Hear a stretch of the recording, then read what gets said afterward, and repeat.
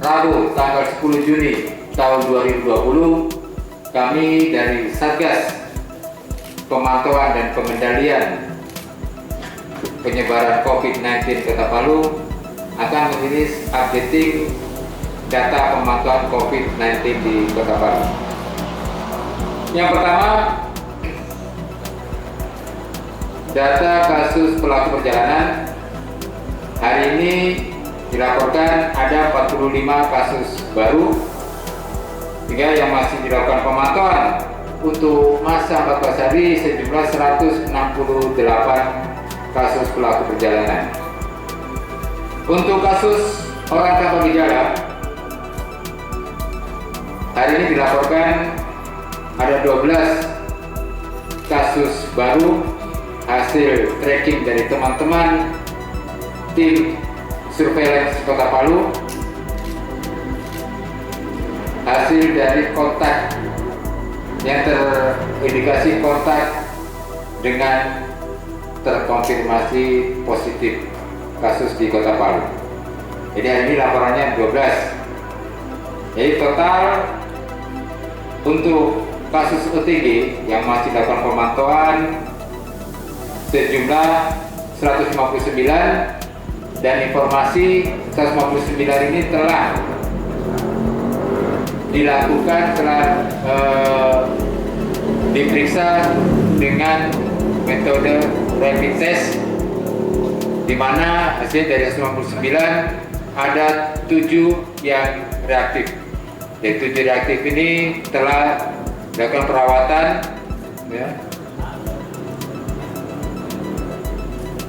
telah dilakukan perawatan di pondok perawatan dan oleh pihak rumah sakit Wirabuana. Untuk kasus orang dalam pemantauan, kasus baru ada 4. Ini adalah kasus yang ditemukan dari pelaku perjalanan yang telah ada gejala dan hasil rapid testnya reaktif, dan ini juga telah dirawat di pondok perawatan, ya, di asrama haji, dan sekarang telah dipergunakan untuk pondok perawatan untuk kegiatan DP di Rusun Nawa Pantoloan Opa. Jadi yang masih dilakukan pemantauan untuk ODP sejumlah 10 kasus. Untuk kasus pasien dalam pengawasan, hari ini ada 2 dilaporkan yang telah dinyatakan sembuh. Ya.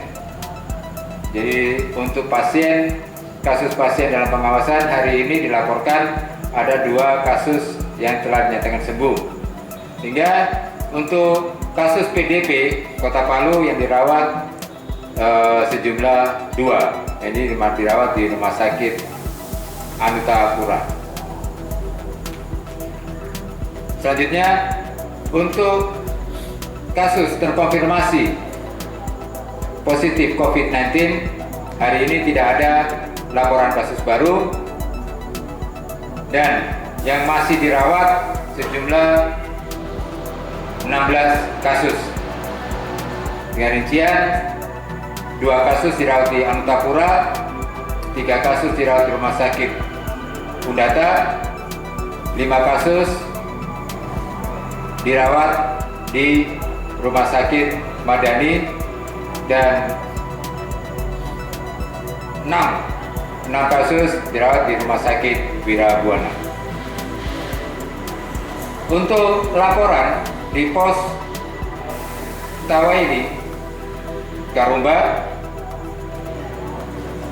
hari ini hasil screening dilaporkan ada 70 kasus pelaku perjalanan. Di pos Pantoloan Perbatasan Wani hari ini dilaporkan ada 44 kasus pelaku perjalanan. Di pos Watu Sapu hari ini dilaporkan hasil screening 335 kasus pelaku perjalanan. Di pos pelabuhan penyeberangan Feri Taipa dilaporkan ada 10 kasus pelaku perjalanan, dan di pos bandara, pos pemeriksaan bandara Mutiara Sisa Jufri dilaporkan ada 28 kasus pelaku perjalanan. Untuk pondok perawatan OTG dan ODP yang di asrama haji telah dirawat total sampai hari ini ada 34 ya, 34 kasus ODP dan OTG di atas asrama haji, dan ada 4 kasus juga yang dirawat di pondok perawatan OTG dan ODP Rusunawa OPA dengan kasus sebagai ODP. Jadi sekali lagi, Rusunawa OPA telah kita fungsikan sebagai pondok perawatan OTG dan ODP Kota Palu. Hari ini telah dirawat 4 kasus ODP di Rusunawa OPA. Demikian updating data pemantauan COVID-19 untuk Kota Palu. Selanjutnya ada informasi dari Bapak Kepala Dinas Deperindak, silakan. Baik, akan saya sampaikan barang masuk dan ketersediaan barang di Kota Palu. Untuk hari kemarin barang masuk beras yaitu pada 2 pintu Pantuluan dengan Pelambara itu sekitar 18 ton. Untuk gula masuk sekitar 19 ton. Sayuran 1,3 ton, kemudian ikan 2 ton. Sementara ketersediaan barang untuk terkait dengan barang pokok kebutuhan masyarakat di beberapa distributor di Kota Palu untuk beras tersedia sekitar 2.300 ton. Kemudian gula tersedia sekitar 250 ton. Jadi masih cukup dengan harga untuk gula berkisar 12,5 sampai 15.000. Itu 19.000 untuk yang harga 12,5 di pengecer.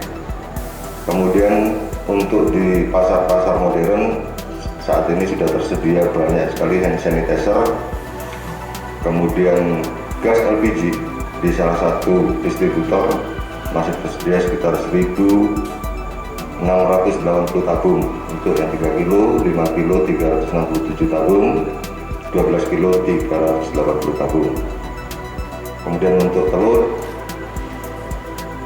masih sekitar 15.000 butir dengan harga 40-60 per raknya. Minyak goreng masih tersedia sekitar 8.500 dos di salah satu distributor.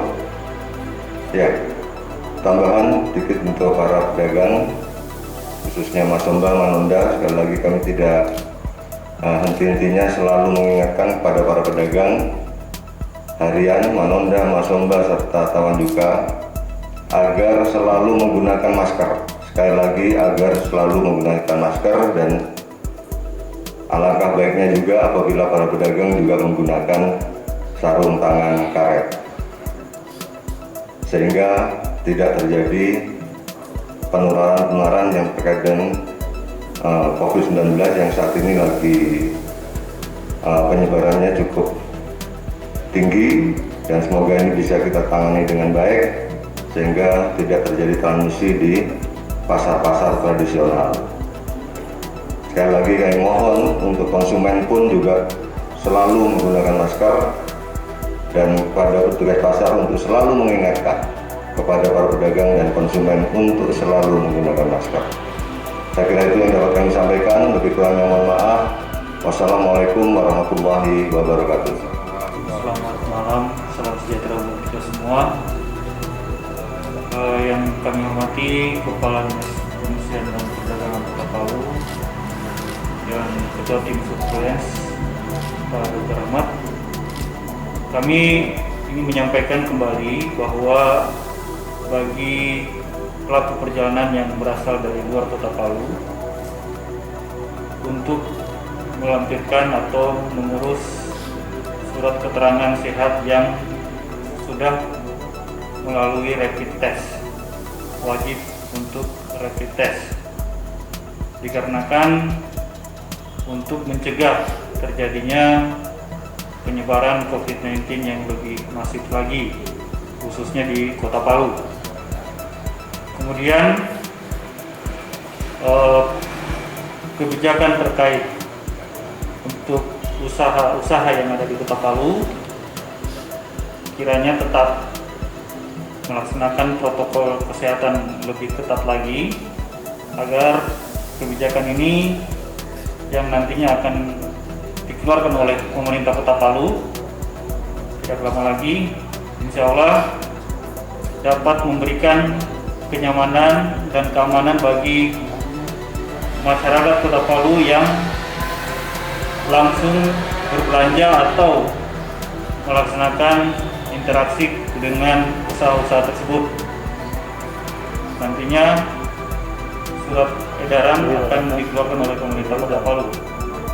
Kemudian bagi masyarakat yang tidak terlalu penting agar tetap berada di rumah dan tetap menjalankan protokol kesehatan dengan ketat. Wassalamualaikum warahmatullahi wabarakatuh.